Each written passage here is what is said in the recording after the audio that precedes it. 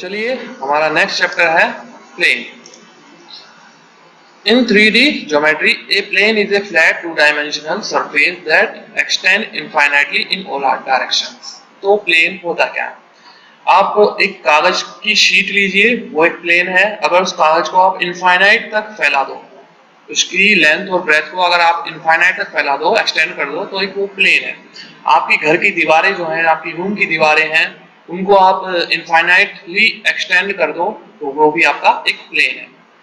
तो to visualise a plane in 3D, imagine a transparent glass pane floating in the space. अगर आप imagine करें plane को, तो एक ट्रांसपेरेंट ग्लास है, ग्लास की शीट है, जो विंडो में ग्लास लगता है वो शीट है, और उसको इमेजिन करिए कि उसकी कोई बाउंड्री नहीं है, वो इनफाइनाइट तक फैला हुआ, तो वो एक प्लेन है। चलिए, ये तो बेसिक था, नॉर्मल हम लैंग्वेज में क्या होता है प्लेन वो था। अब हम मैथमेटिकली कैसे किसी सरफेस को बताएंगे कि प्लेन है। A plane in 3D defined by 3 non collinear points. तो डिफाइन कैसे करेंगे? कोई भी 3 नॉन कोलिनियर पॉइंट या फिर by a point and a normal vector perpendicular to the plane. अब ये वाला क्या है, इसको थोड़ा समझ लेते हैं। ये आप इस तरह से देखिए, प्लेन है, ये इनफाइनाइट तक फैला हुआ है, ठीक है, और यहाँ पर एक पॉइंट है।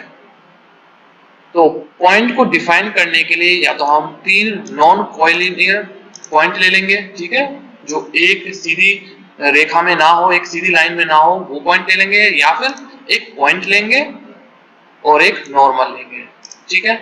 यहाँ पर हमने अगर ये पॉइंट ले लिया और एक ये नॉर्मल ले ली, ठीक है। नॉर्मल क्या होता है कि एक ऐसी लाइन जो कि ये जो सरफेस है, ये प्लेन है, इसके परपेंडिकुलर हो, तो इससे भी हम इसको प्लेन को डिफाइन कर सकते हैं। तो प्लेन को डिफाइन करने के लिए आपको मैंने 2 डेफिनेशन यहाँ पे दे दी हैं, आप दोनों में से कोई सी भी लिख सकते हैं।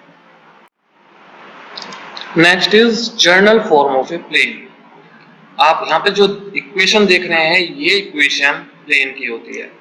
ax plus by plus cz plus d is equal to 0। तो ये आपकी इक्वेशन के प्लेन की इक्वेशन होगी। यहाँ पर a b c क्या है? a कोफिशिएंट है x y z के, आप देख सकते हैं। a जो x का कोफिशिएंट है, b y का, c z का, और d कांस्टेंट है। They represent the direction vector और normal vector to the plane. अब यहाँ पर क्या होता है, ये a b c किसकी वैल्यू, जरा इसको देखिए। ये इधर हमने प्लेन बनाया था, और आप देख रहे हैं ये क्या है, आपका नॉर्मल वेक्टर, ये आपका नॉर्मल है इस प्लेन का। तो इसकी जो डायरेक्शन रेशो होंगे वही क्या है, एबीसी। एबीसी क्या है, नॉर्मल के डायरेक्शन रेशो। और ये the value of ABC determine the orientation of plane in the space. और ये क्या बताते हैं एबीसी? एबीसी ये बताते हैं कि आपका प्लेन का ओरिएंटेशन क्या होगा। ओरिएंटेशन का मतलब कि वो वर्टिकल प्लेन होगा या फिर हॉरिजॉन्टल प्लेन होगा। प्लेन किस तरह से होगा, ऐसे होगा, ऐसे होगा, ये सब कौन तय करता है? ये करता है एबीसी। डी क्या है? D is a constant term in the equation and represent the distance of the plane from the origin. यहाँ पर डी क्या है, इसको जरा ध्यान से देखना। डी आपका डिस्टेंस होता है, ठीक है। वो जो कोई भी आपका प्लेन है, उसका ओरिजिन से डिस्टेंस जो है वो क्या होता है, D. It is determined by the substituting the coordinates of the point on the plane. अगर आपको डी की वैल्यू पता करनी है तो कैसे करेंगे? आपको कोई भी एक पॉइंट प्लेन पर ले लेंगे और फिर आप क्या करोगे, उसको इस इक्वेशन में रख दोगे, ठीक है। कोई भी आप पॉइंट प्लेन जो कि प्लेन में लाई कर रहा है, उसको यहाँ पर रख दोगे, x की वैल्यू, y की वैल्यू और z की वैल्यू रख दोगे, तो आपको d की वैल्यू यहाँ पर मिल जाएगी। ये आपको यहाँ पे बताया है। यहाँ पर d की वैल्यू कुछ भी हो सकती है, पॉजिटिव हो सकती है, नेगेटिव हो सकती है और 0 भी हो सकती है। ये depending on the position of the plane relative to the origin. ये पोजीशन पे डिपेंड करता है कि पोजीशन क्या होगी प्लेन की relative to origin.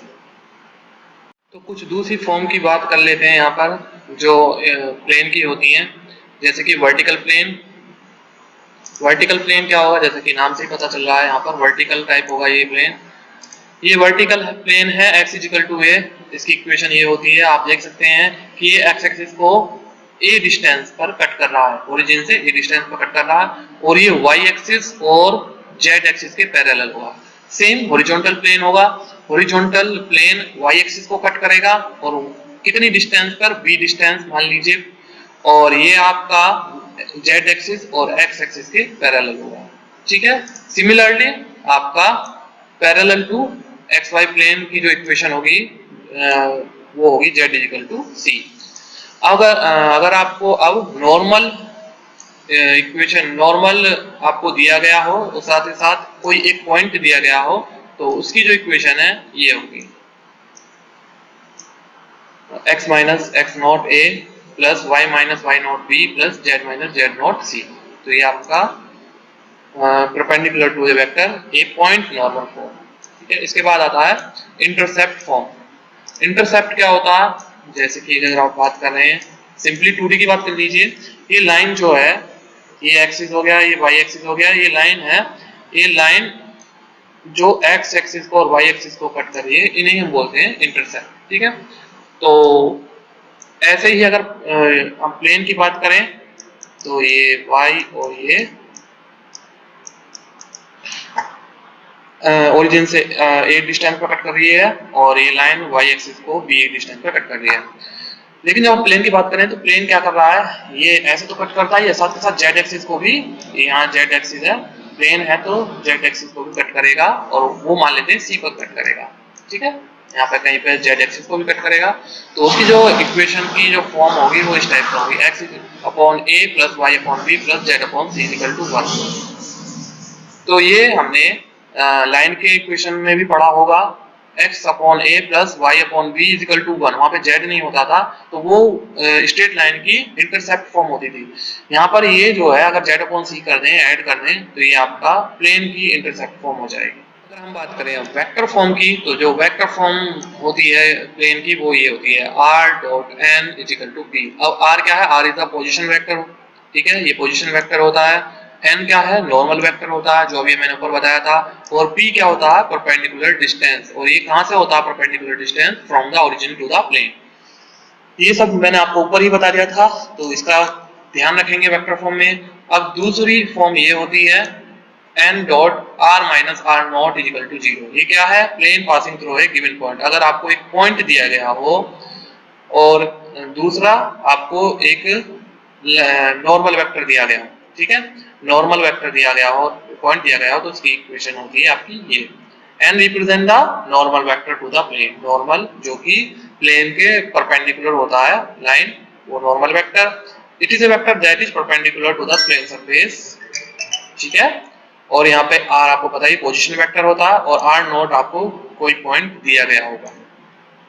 Next, equation of a plane. अगर आपको क्वेश्चन में 3 पॉइंट दे दिए गए हैं और पूछता है कि प्लेन की इक्वेशन फाइंड कीजिए, तो इस फॉर्मूले को आपको ध्यान रखना है। ठीक है, ये फॉर्मूला वहां पर काम आएगा। ये equation of a plane passing through 3 point.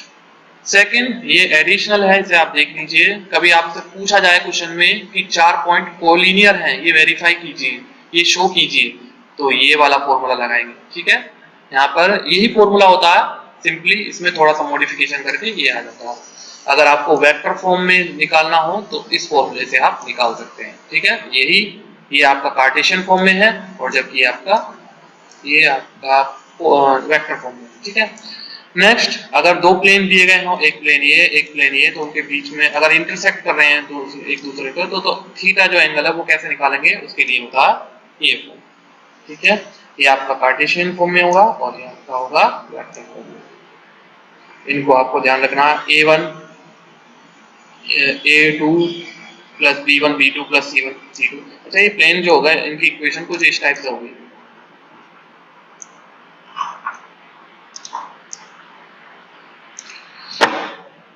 कुछ आपको इस तरह से प्लेन गिवन दिए जाएंगे, ax plus ab1 y plus c1 z plus d। ये आपको एक प्लेन दे दिया गया, ऐसे ही आपको दूसरा प्लेन दे दिया जाएगा और बोलेगा कि इन दोनों के बीच की जो है b2y प्लस c2z प्लस यहाँ पर ये ऊपर d1 हो जाएगा और ये आपका d2, ये आपका d1। तो इस तरह से दो इक्वेशन दे दी जाएंगी क्वेश्चन में और आपसे बोलेगा कि इनके बीच का जो है एंगल निकालिए, तो आप इस फॉर्मूले को यूज करेंगे। और अगर आपको r.n की फॉर्म में दिया जाएगा, इस तरह से दिया जाएगा, तो अब तब आप यूज करेंगे ये वाला फॉर्मूला। नेक्स्ट है, अगर आपसे पूछा जाए कि कोई ये पॉइंट, ठीक है, जो कि प्लेन पे नहीं है, उस पॉइंट से उस प्लेन की परपेंडिकुलर डिस्टेंस निकालिए, तब आप क्या करोगे। मान लीजिए कोई पॉइंट P है और इसके कोऑर्डिनेट ये आपको दिए गए हैं x0, y0 और z0 और आपको प्लेन ही है, ये प्लेन, इसका आपको इक्वेशन दी गई है, ठीक है। तो ये P से और इस प्लेन की परपेंडिकुलर डिस्टेंस d मान लीजिए, ठीक है, ये वाली डिस्टेंस। तो इसको निकालने के लिए आपको ये फॉर्मूला आप यूज करोगे, ठीक है। ये शुरुआत में कुछ नहीं है, इसे काट दीजिए। मोड के अंदर ax0 plus by0 plus cz0 plus d mod close upon under root a square plus b square plus c square, ठीक है। ये आपका निकल जाएगा। और अगर आपको वेक्टर फॉर्म में दिया गया होगा तब आप ये वाला फॉर्मूला यहाँ पर यूज कर लेंगे। क्वेश्चन में आपसे पूछा जा सकता है कि दो प्लेन हैं जो कि पैरेलल हैं, जैसे कि आप ये देख रहे हो, एक प्लेन ये रहा आपका, इसकी इक्वेशन ये रही और दूसरी प्लेन की इक्वेशन यहाँ पे दी गई, तो दूसरा प्लेन ये रहा। अब ये दोनों पैरेलल हैं तो कभी एक दूसरे को इंटरसेक्ट नहीं करने वाले, लेकिन इनके बीच जो डिस्टेंस है वो हमेशा कांस्टेंट रहेगी। तो वही डिस्टेंस आपको पूछ लेता है कि डिस्टेंस बताइए, तो आप क्या करोगे, जैसे कि मान लीजिए इन दोनों के बीच की जो डिस्टेंस है वो है d, ठीक है, d है। तो सिंपली कुछ नहीं करना होगा, आपको ये फॉर्मूला लगा देना, ठीक है, d2 minus d1 over under root a square plus b square plus c square. तो ये आपको यहाँ पर फॉर्मूला अप्लाई कर लेंगे तो आपको दो पैरेलल प्लेन के बीच की डिस्टेंस मिल जाएगी। बाकी ये जो फॉर्मूले अभी मैंने बताए हैं, इन पे बेस्ड क्वेश्चन करेंगे तो हमें अच्छे से समझ में आ जाएंगे। और ध्यान रखना, जो पैरेलल प्लेन होते हैं पहचान क्या होती है उनकी, कि ये वाला पार्ट दोनों में सेम होगा, ध्यान रखना, ठीक है। उनके जो नॉर्मल वेक्टर होंगे वो सेम होंगे, सिर्फ और सिर्फ जो डिफरेंस होगा वो इनमें होगा। यहाँ पे d की वैल्यू कुछ और होगी, यहाँ पे d2 की वैल्यू कुछ और होगी। तो अगर आपको कभी बोल दिया जाए कि कैसे हम निकालेंगे, तो इस तरह से भी हम पहचान सकते हैं।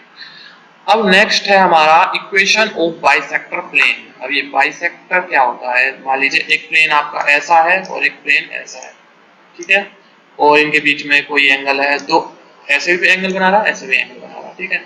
ये दोनों एंगल वर्टिकल अपोजिट हो जाएंगे, तो ये सेम और ये वाले भी सेम हो जाएंगे। तो ऐसा प्लेन निकालना है जो कि ये जो एंगल है बीच में, मान लीजिए 90 डिग्री का एंगल है, तो इसको बाइसेक्ट कर, ठीक है।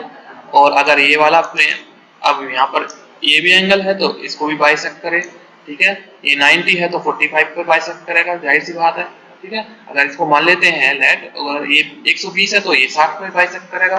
तो दो आपके प्लेन आने वाले हैं, ठीक है। आपको पता है जब इंटरसेक्ट करेंगे तो दो एंगल आएंगे और उनको वहां पर दो प्लेन भी आएंगे, ठीक है। दो प्लेन की इक्वेशन हमें मिलेगी बाइसेक्टर प्लेन की।